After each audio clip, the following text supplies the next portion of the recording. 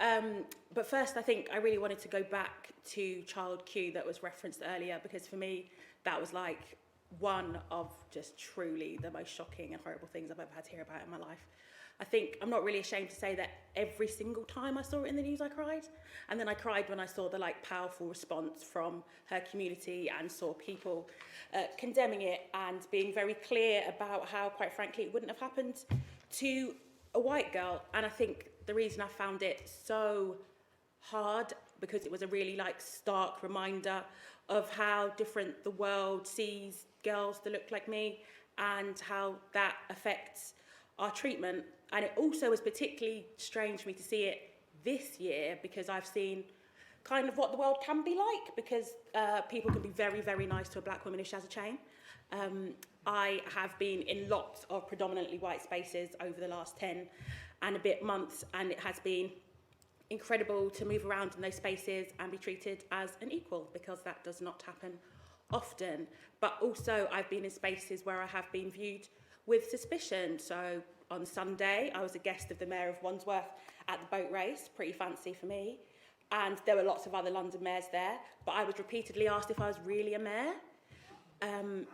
In a room of 10 to 12 other mayors and other people in sparkly things, I didn't really have to wonder why I was the one that they were questioning if I was really a mayor, and what borough are you really from, and is that really a mayoral chain? I think we all know why that probably happened to me and not the other mayors. But just to go back to Child Q, I think it's been incredible to see the kind of condemnation that everybody has had for the act, for the school, for the police, for everyone involved. But I think we can't really forget issues we have in our own backyard. We've done incredible work over the last couple of years, and I've had the pleasure of being on some of the committees with Councillor High. But in Camden itself, in 2020, Mina Ajapong. I've given them a lot of time this year. In 2020, Mina Ajapong had armed police enter her home because the description of a black man with a gun was given, and it was her own child. So she was, frightened in her own home. And we know that this is because of things like, the adultification bias, whereby black girls and black boys are seen as older than they are. Black girls are seen as streetwise and women when they are still children.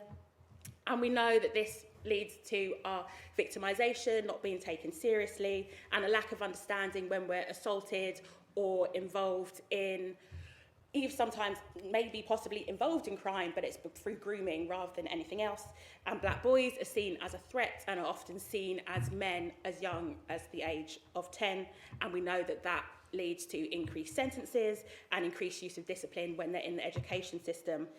So I think we all have to really think carefully about what that does to our children and what we are robbing them of, and what we can do as a council, and maybe even the contributors might have some ideas as to how we can reach a stage where black children can have a childhood and be children for just as long as white children.